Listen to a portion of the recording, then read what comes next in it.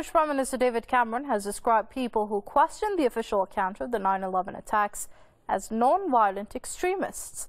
The remarks made in his speech at the United Nations General Assembly have incited a political activist to voluntarily hand himself into the police as a so-called non-violent extremist.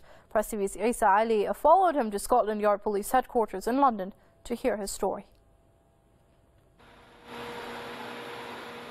A 9/11 activist in London has handed himself in to Britain's counter-terrorism police following the speech given by UK Prime Minister David Cameron to the United Nations Security Council last Friday.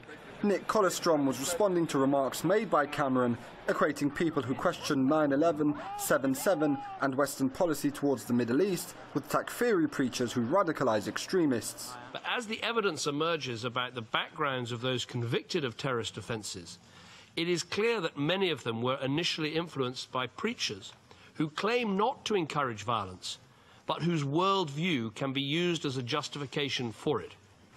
And we know what this worldview is. The peddling of lies, that 9/11 was a Jewish plot or the 7/7 London attacks were staged. The idea that Muslims are persecuted all over the world as a deliberate act of Western policy. Kollerstrom explained his decision to hand himself into police to Press TV. David Cameron has redefined terrorism at the United Nations to include people who believe that the London bombings involve government complicity, or in some degree arranged, which I certainly do believe, and I published a book on the subject. And also, I believe 9/11 was an inside job. I do think Islamic nations are being selectively targeted, perfectly obvious. And if the police force are going by his directive, what constitutes terrorism, it seems to me that they need to arrest me. Well, we want to report a possible terror threat. We've got a bit of evidence. Right. And wondered if we could just come in and report it.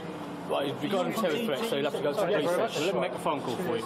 The police declined to arrest Kollerstrom on this occasion, but he says non-violent extremism, as defined by PM Cameron, could see many Muslims arrested in the future for holding views similar to his.